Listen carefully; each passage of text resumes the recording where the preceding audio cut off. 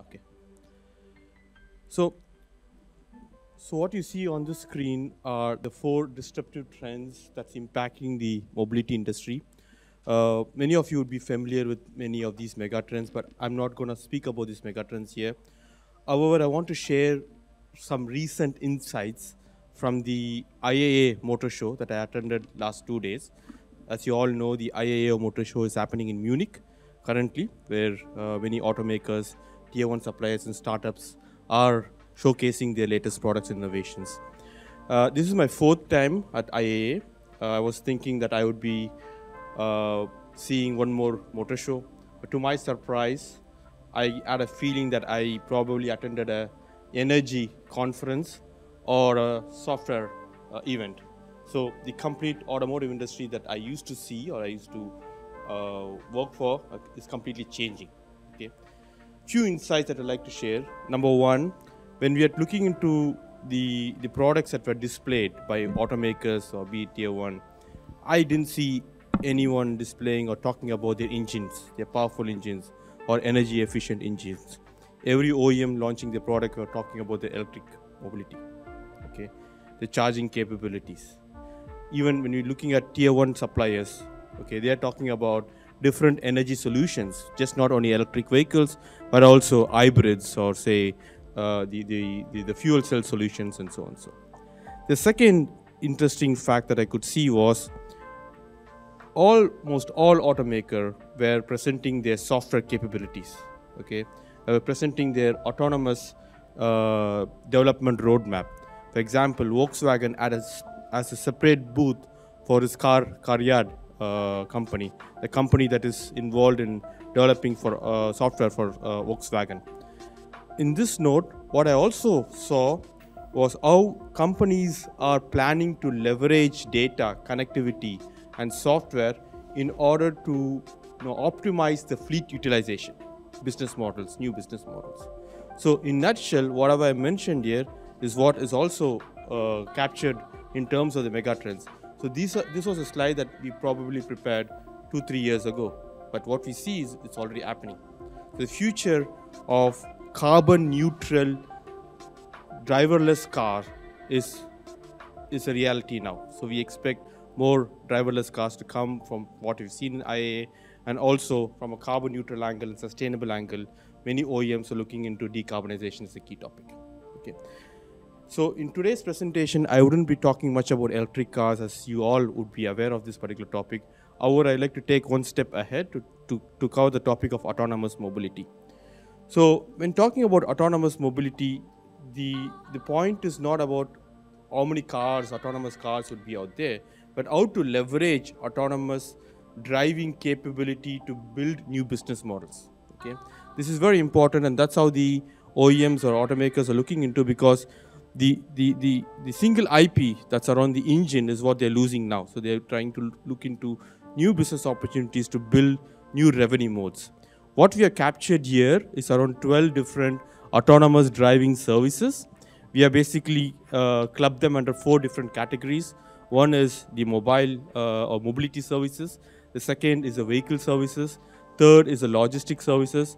And fourth is the peripheral services.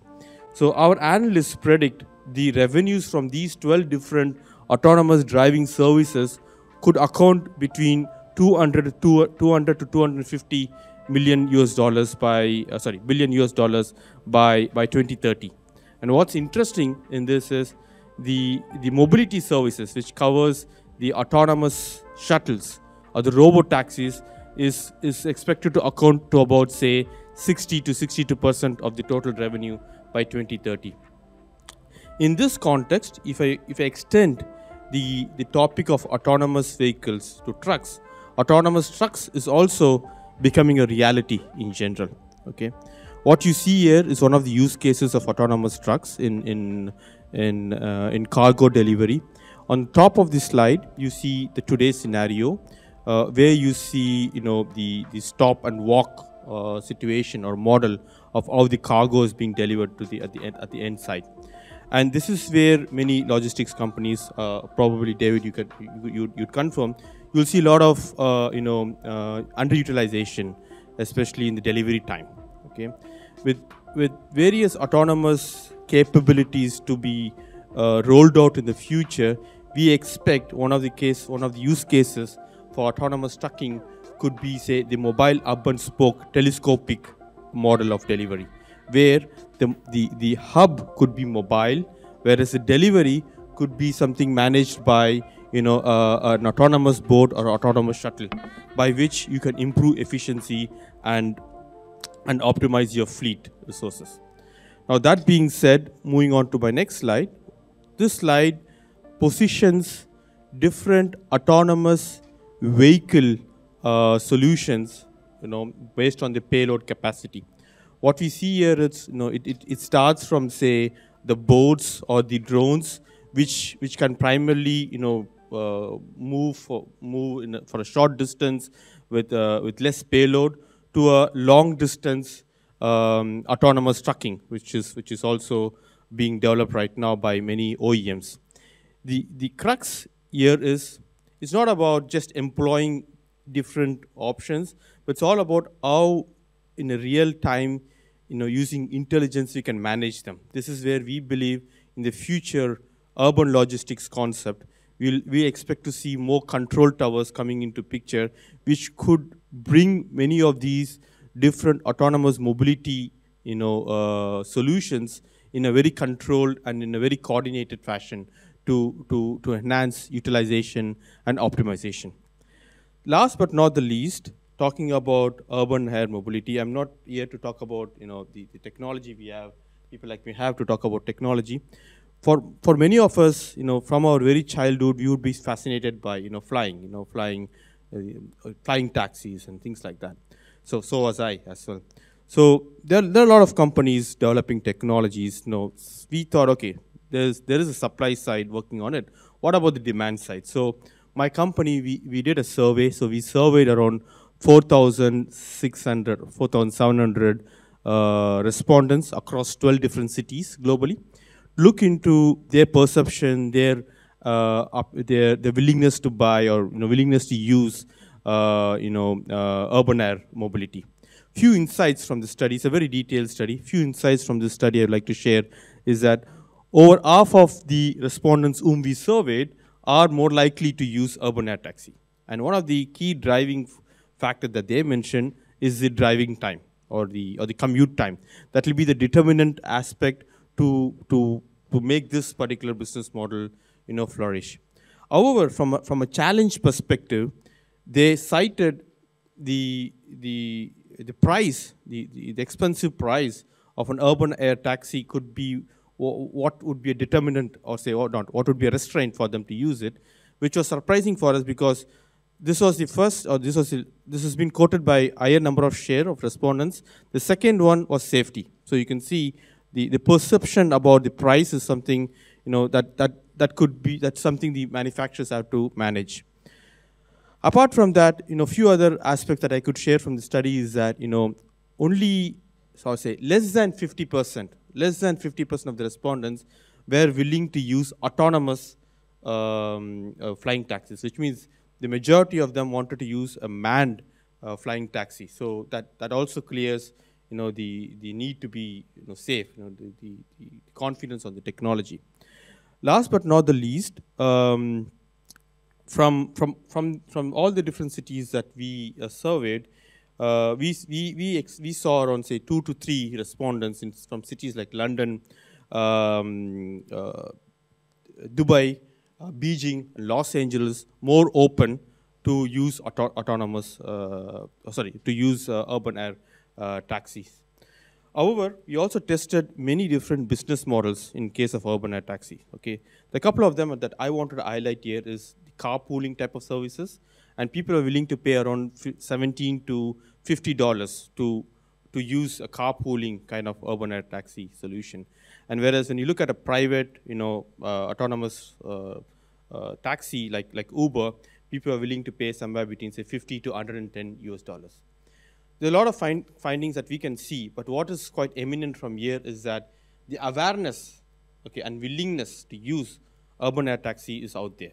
Okay, So this is what we wanted to test. Okay, from a supply side, we have technologies coming up. Okay, but is there a demand for this particular technology?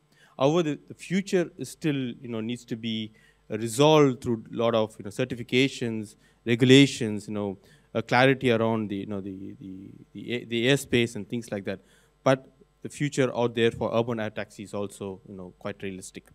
So that being said, to bring my points to conclusion, we see 4 key, scenarios of mobility, starting from where we are right now, which is multimodal, and transitioning towards, platformization of mobility, and we'll probably achieve what we call the transcendental mobility, or the 4-dimensional mobility in the future. So that being said, this is our expectation of how we see sustainable, mobility in the future.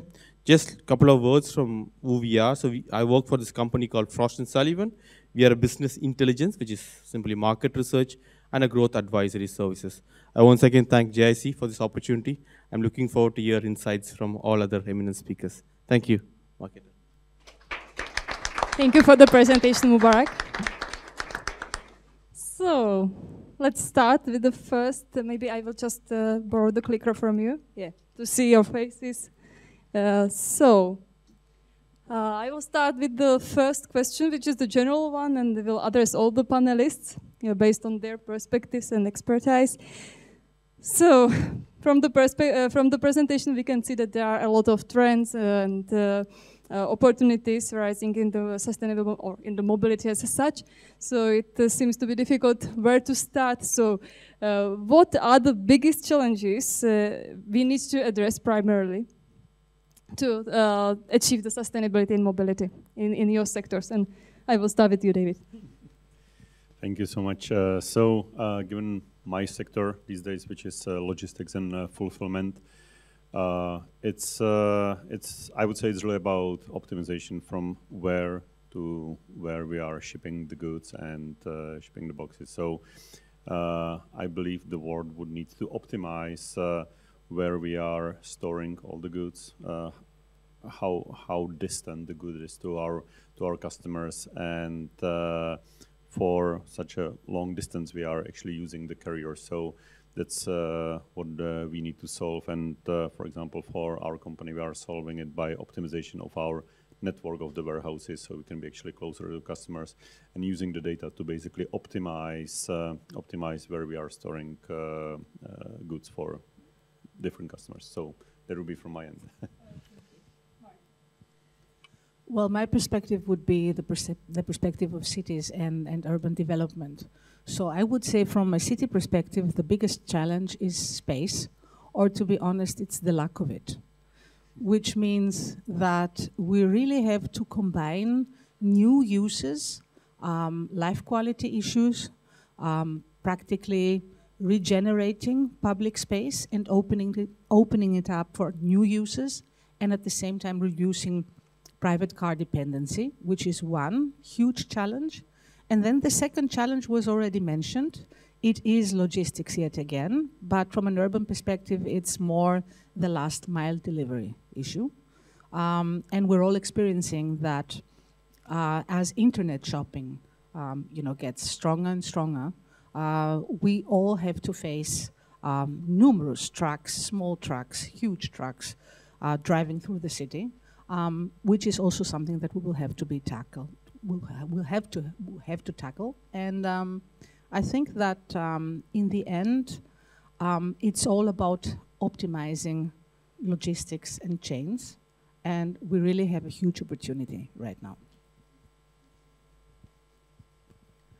Hello.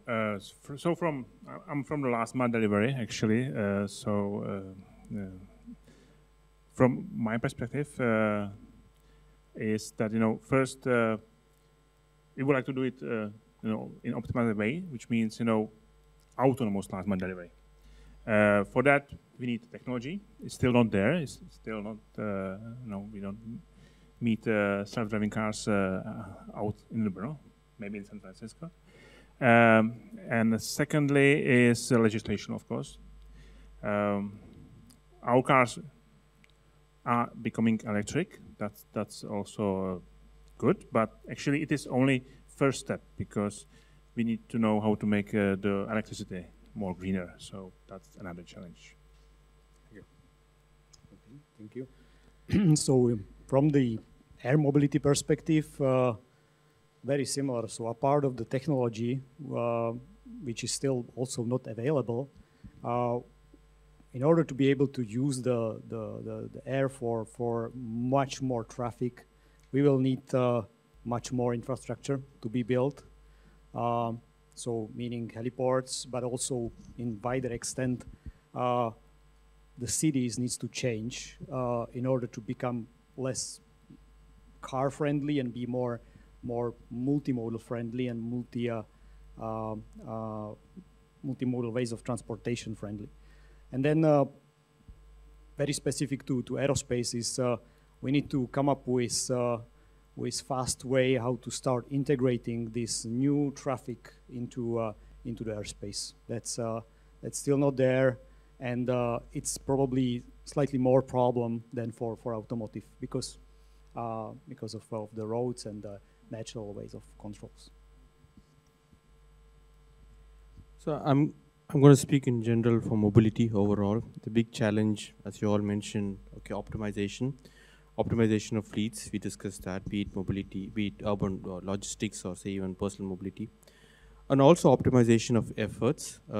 Having spoken to different stakeholders in the industry, we see a lot of convergence happening now, but many companies still we see are operating in silos. So it needs a very collaborative effort. It's just not one company or one government or one person's effort. It needs a lot of collaborative effort. So that's something that's a challenge that we need to overcome, to bring them, to combine them, to optimize the efforts. Number one. Number two, also from a challenge perspective, we see a lot of regional differences. Okay, there's no one silver bullet for across the world. So every city or every country is starting from a different level. Number one. And every country and every city has its own challenge. For example, I come from Poland. I live in Poland. I mean, we are talking about electric mobility. But if you're talking about electric mobility in Poland, it's still not the most energy efficient or the most carbon neutral way of traveling, because 70% of the electricity in Poland is generated from coal. Yeah. So which means you still have the regional differences. To bring them all together towards a carbon neutrality is a big challenge that I see overall, but it needs a collaborative effort overall. If I may add one more comment, because Maria actually inspired me to think about it. It's to build a sustainable mobility. It's really not about mobility. I would say mobility is 50% of the problem. We need to build compliant environments for this. Like we are talking about deliveries. We need to build drop-off boxes. We need to be able to deliver whenever the person is and optimize the way. So I would say the problem, the challenge is really to rethink how we think about the mobility and what for we are using the mobility. And from my perspective, only that would be the solution. Okay, thank you for the follow-up. And Mubarak just mentioned during the presentation he will not talk about the electric vehicles, but I would like to very shortly address also this topic, because electric vehicles are already the reality, but is it sustainable? Is it feasible? Is it our future, actually? So what do you think about it? Who would like to start?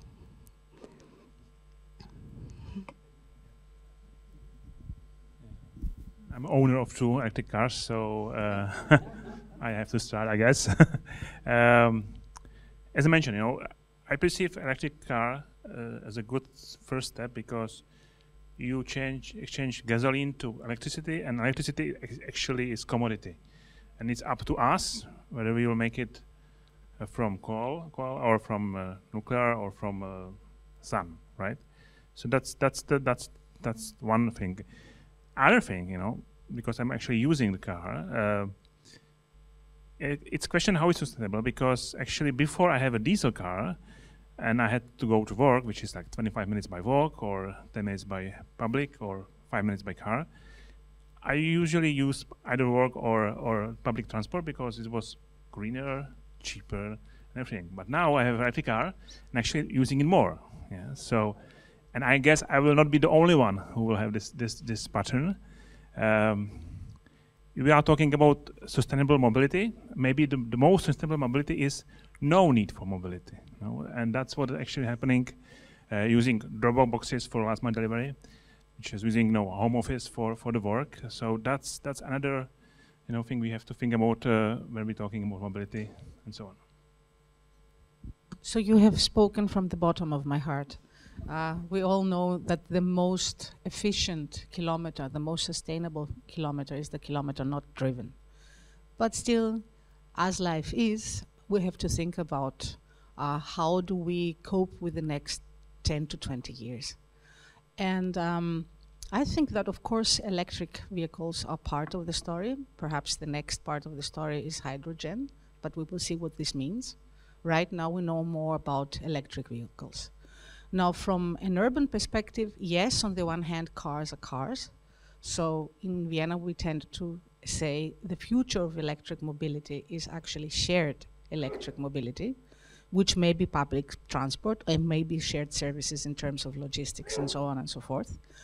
On the other hand, I think that there are issues that we still have to solve, like, for instance, where do you put charging points? You may want to put them somewhere else and not in public space, but still you need some in public space, and this needs careful thinking. There's also issues about, batteries and how long they last and where do you store them afterwards. There may be issues like also the duration of charging that we still have to solve. Of course, these things get better each and every day. With every month that passes, we're leaving them behind, but they're still there. And in the end, the most pressing issue is if we would think of using cars the same way we do it today and just switching to electric vehicles, where do we find this amount of electricity and how is it generated? So in the end, I think it's about reducing dependency at the same time. So from aerospace perspective, the electrification is topic as well, for sure. But I think we are a couple of years behind. And it's for multiple reasons, right? It's the requirements on power density for airplanes is much stricter because of the range, and the availability of the electricity for the airplane is much more critical because of the safety impacts of losing the power. On the other hand, the aerospace is less, I think, vulnerable to the distribution of electricity because the operation is already kind of centralized to the airports. What is more problem from this perspective is the charging time and the downtime of the airplane. So there is not so much commercial operation of electric aircraft these days, except a few like pilot schools, for example, who are using the airplanes near to the airport flying, which works very well.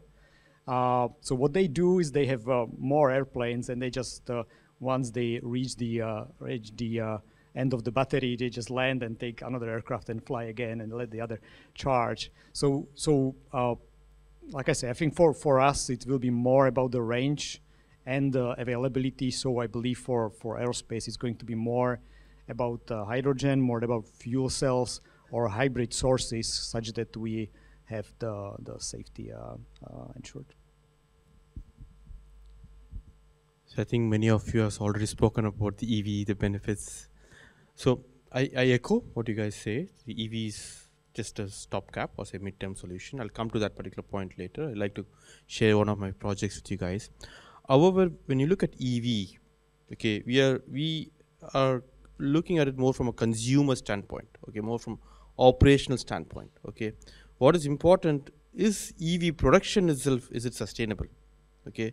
So within that context, okay, is the batteries that we're going to use, is that sustainable? What is the circular economy concept behind the batteries? So these all puts a lot of more questions around EV as a solution, okay. Again, many of you highlighted, unless you produce, a green energy, EV is not still, it's not a solution at all, okay. Now, on that note, I was working on a project advising the British government. So this was last year. This is SMMT. This is the British Automotive Association. I can quote them. I can mention because they allowed me to do that. So they had this country vision to ban the IC engine sale by 2040. Okay, it was the original idea of the British government to stop the sale of IC engine vehicles by 2040. So my project was all about looking into, say, can they prepone it? Okay. So we had to generate scenarios. Okay, what will happen to the economy? Okay, what will happen to the the industry, the automotive industry, and the energy industry if they prepone it? Okay, so we created scenarios if they prepone it to 2025.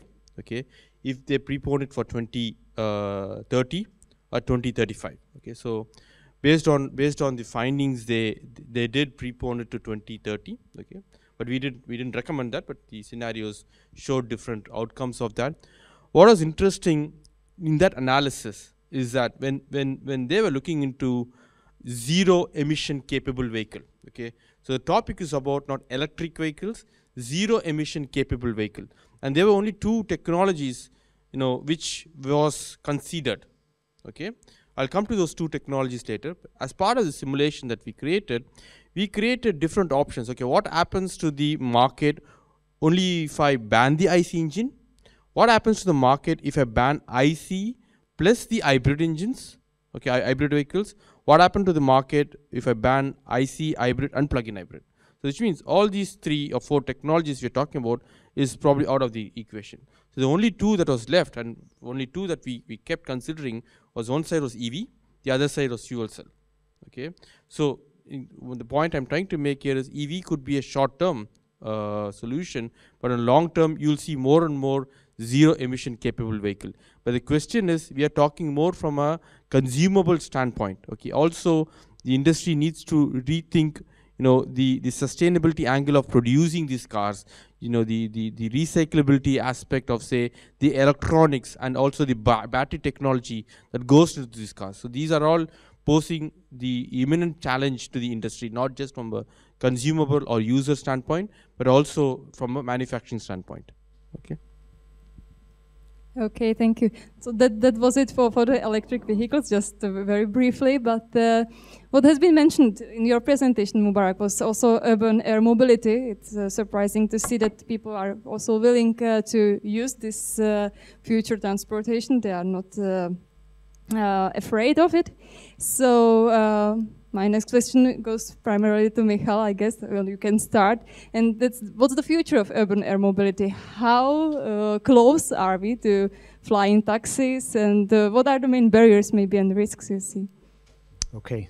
So it's a wide question because there is a lot to urban air mobility, and except of the vehicles, right? I work for Honeywell, right? And Honeywell was one of the first companies who recognized urban air mobility as the next big market for aerospace. Since we started monitoring the market like 2-3 years ago, there were like 200 companies trying to build vehicles for the market, and about probably a couple hundred others trying to do other systems. So what we are doing constantly is we are watching closely all these manufacturers, and we are picking, doing a lot of analysis and picking the ones who are the most promising. And there are several companies who do really great. So what we did, we were actually probably one of the first suppliers who established a dedicated business for urban air mobility. So we have all division which is focused only on urban air and unmanned systems. We are partnering with the companies. By chance, most of the promising ones are actually in Europe. So we work with Lilium, we work with Vertical Aerospace, we work with Pipistrel in Slovenia. So I believe it will be somewhere among these companies who will get first into commercial operation. And I think it's going to be relatively straightforward in terms of what will be the first operation. It's not probably going to be people or a passengers transportation. It's going to be cargo. It's going to be mission-based, so it's not going to be fully autonomous from this perspective. It's going to be rather the type of operation which is pipistrel planning in terms of having unmanned vehicle flying point to point between defined points. So the certification of such operation will be not just the vehicle, but also the whole track and the whole plan. And that's what we believe it's going to start. And then in the meantime, we will have to start bringing this passenger transportation to the level of safety which is going to be required. I think the challenge we are going to be dealing with is mostly related to the cost of operation and safety. So if you look at the spectrum of aerospace technologies, there is on one side there is a general aviation and ultralights, which are very cheap to operate and relatively cheap to buy, but you're kind of flying at your risk, right? Then on the other hand, you have the air travel transportation to the big airliners, where very expensive aircraft, just the avionics and the safety systems on the airplane are about $1 million per the aircraft. So now you are trying for the urban air mobility, you are trying to go to a situation where you have a vehicle which is light as the lower end. It's ideally as cheap as the lower end, but it provides the same performance and safety as the high end. So that's where most of the challenges will be. So we will have to get the technologies which are available, for example, in automotive, and try to get them to the airplanes. But then we have the barrier of the certification and regulation, right? There is we can use artificial intelligence and machine learning to make the vehicles autonomous, but we need to come up with certifiable AI and certifiable machine learning. Then another constraint will be the number of pilots, right? There will be the amount of vehicles flying will be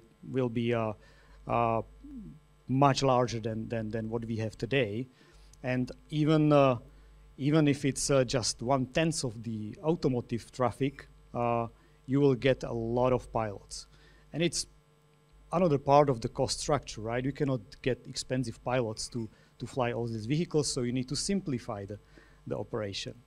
So that's where I see the challenges of urban air mobility, and that's where Honeywell is.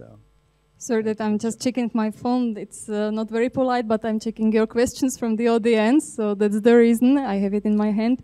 And there is actually one question from the audience. So, what do you think that's gonna happen in the next 2 to 5 years? Will the city be able to change the infrastructure that fast? I guess that was the question, considering also the air mobility, right?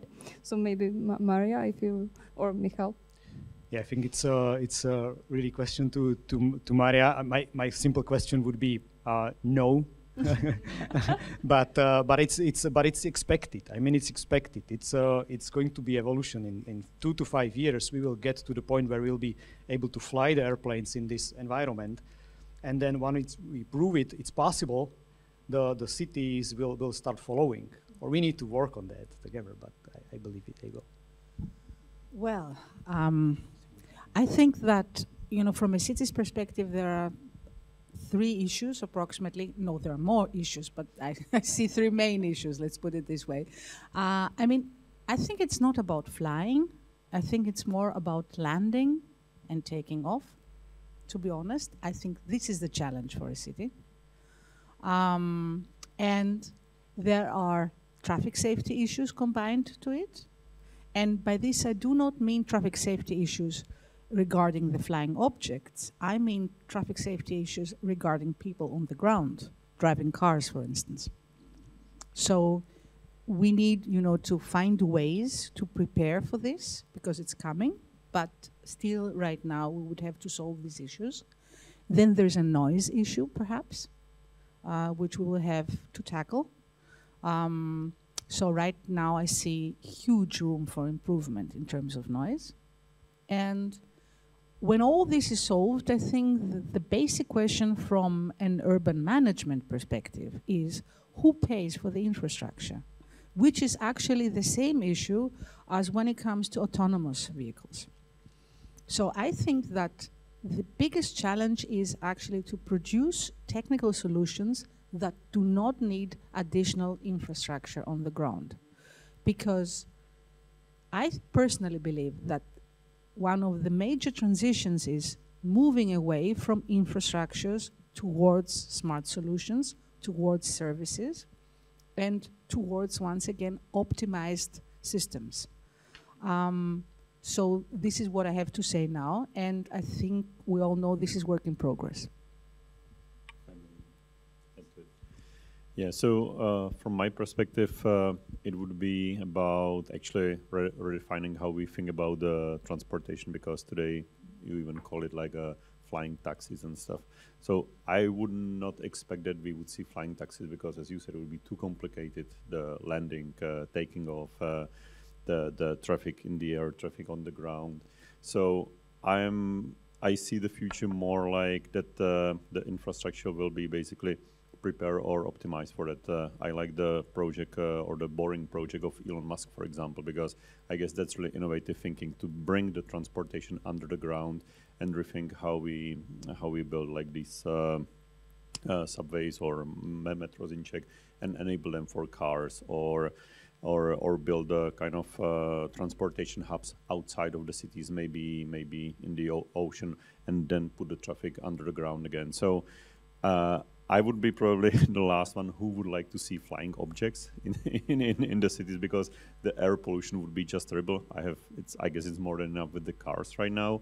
So I really hope that we will find different ways and, as Maria said, more organized ways how we think about the transportation within the cities, and it would not be that chaotic as it is today.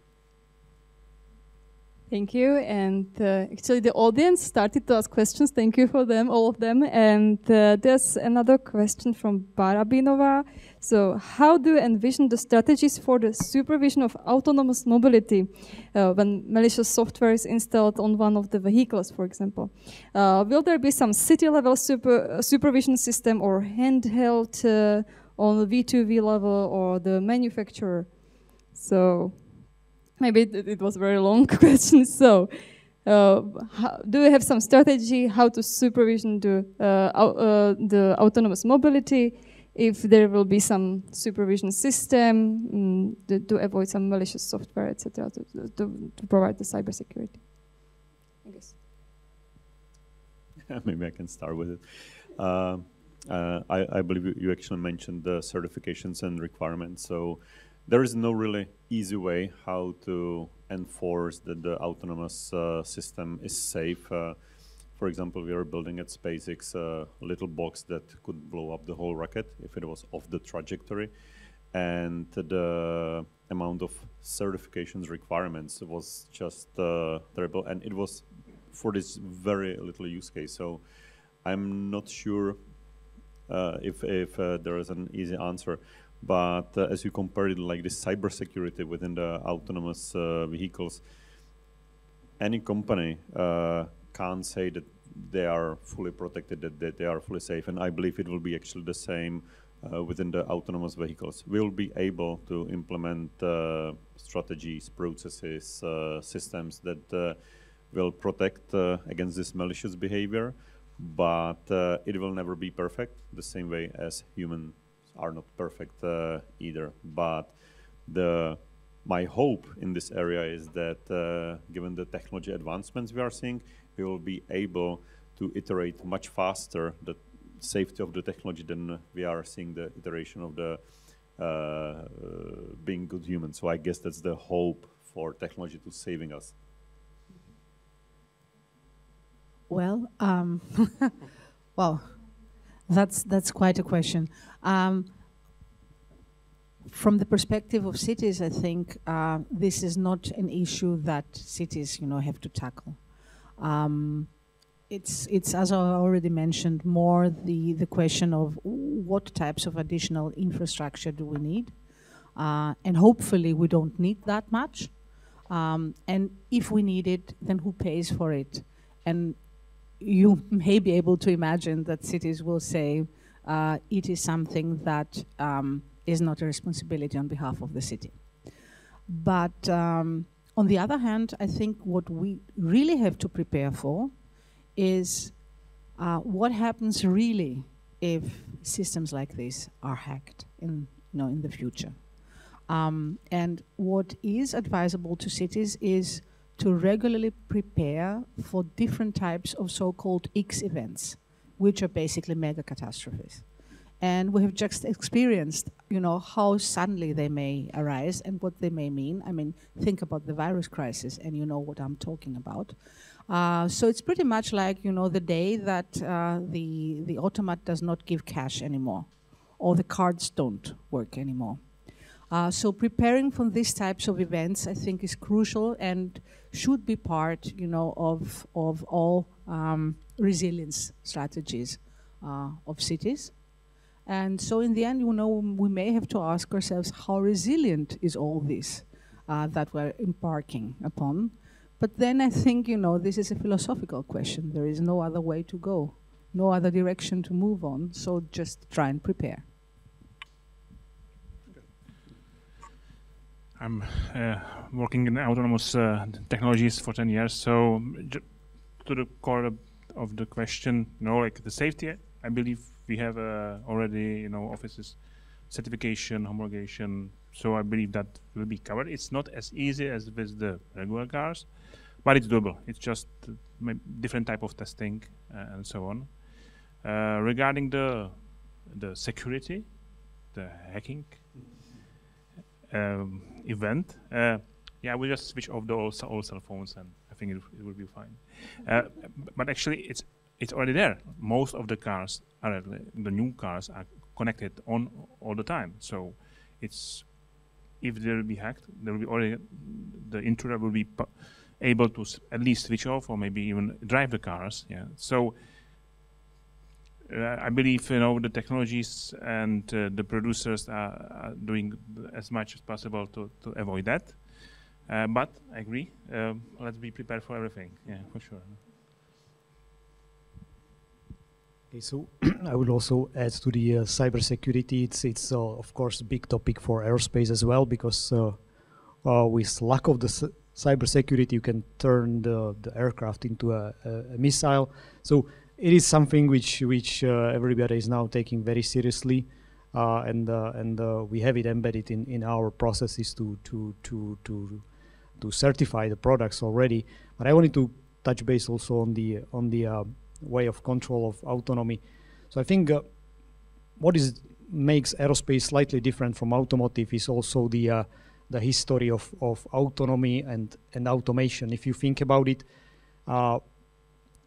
aircrafts had the automation with them from time like 100 years ago. So the first autopilot was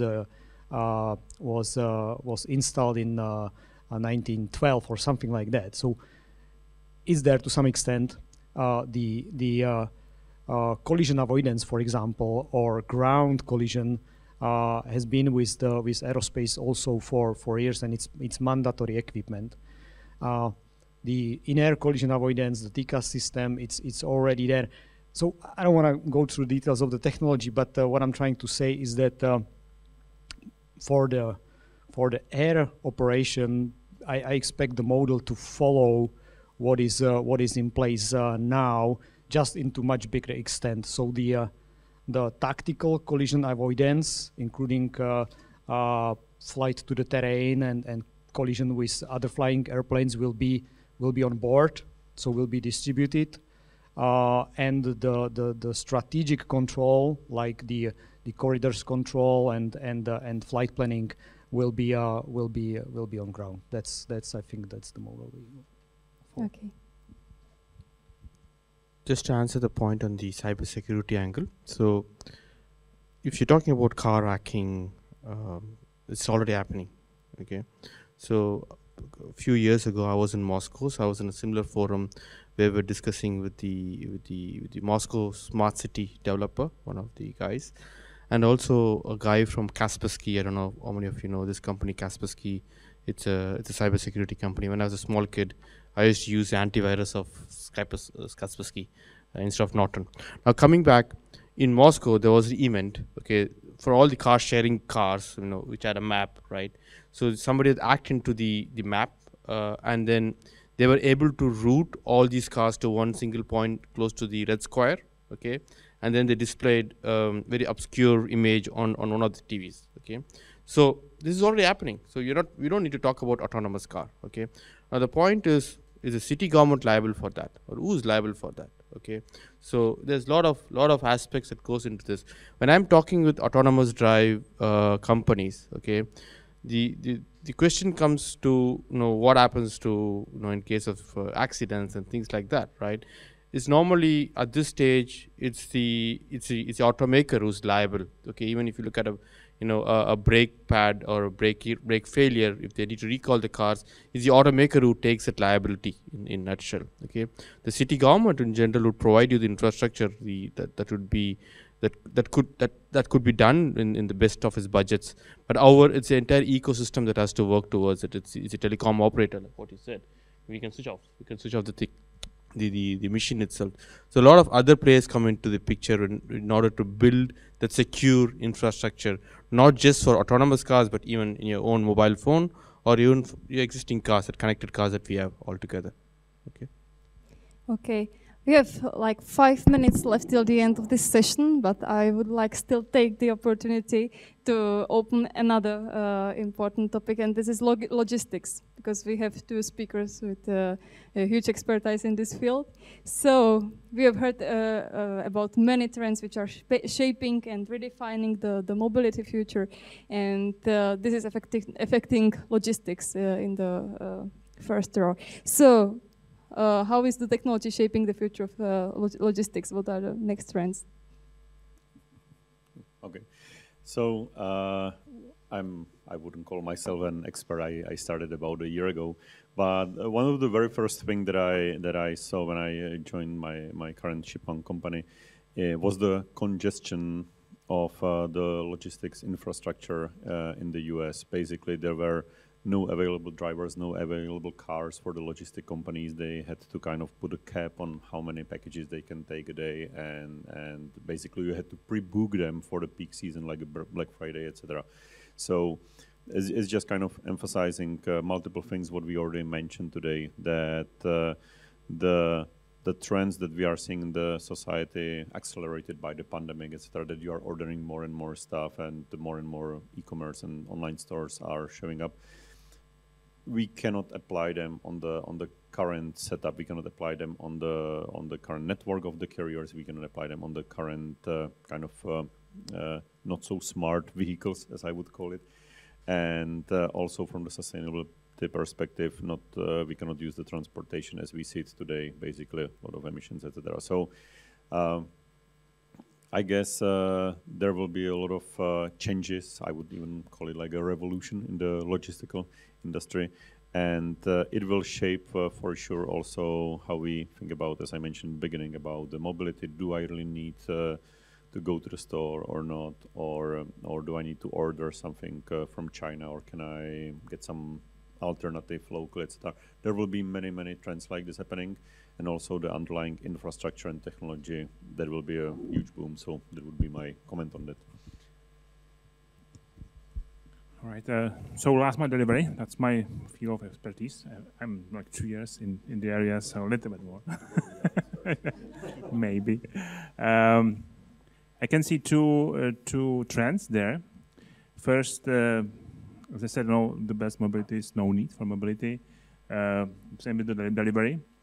The drop-off boxes actually are rising, and actually it's the most convenient for the user, because they can pick up their stuff when they want to, not waiting for the courier and these kind of things. It cannot be replaced, for example, for food you know, because you've got usually it's time critical, or any larger stuff, right? You don't want to you know, take your furniture from the drop-off box. But it has its part. Also, using the current small shops where actually they are working as a drop-off places. That's one thing. Another thing is that, you know, if you look outside, you will see a lot of carriers from different companies, which is very not optimal. Right?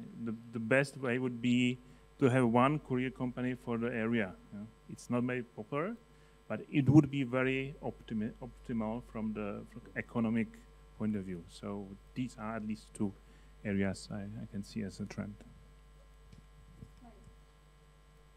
Actually, you said what I wanted to say just now, that it's also the trend of not only ordering food, but I think that what is happening more and more is that we like to go shopping, but then we don't want to take our cars and we don't want to take bags. So we want to have everything delivered at home, which then actually leads inevitably to trying to put deliveries in the hands of one company per area so that you can optimize the way you deliver goods. That's all that I wanted to say from an urban perspective. So is there anyone else who would like to add to this topic? It is the very last sentence because we are running out of time and you can see other people going to coffee break. So very briefly. Just one point here. So from a trend perspective, what we see is what we call the Uber for freight, or say of digital freight brokerage. Because the biggest challenge in logistics, I'm talking more about long haul logistics, is a margin. Okay, a lot of underutilization, a lot of empty miles. So in order to build efficiency, we expect this particular trend to pick up, the Uber for freight or Uber for trucks. So this is one point I wanted to add. Yeah, back to you. There are so many areas of mobility and topics we could discuss, but we had only 60 minutes. So thank you all for asking questions. Thank you, our panelists. I'm the only person standing between you and the coffee break, so I know that my situation is very tricky, but I just wanted to remind you that our panelists will be available during the coffee break, so don't hesitate to approach them, ask them, and start the discussion. So thank you all for coming. Thank you for the questions you asked, and enjoy the rest of the Velvet Innovation Conference. Thank you.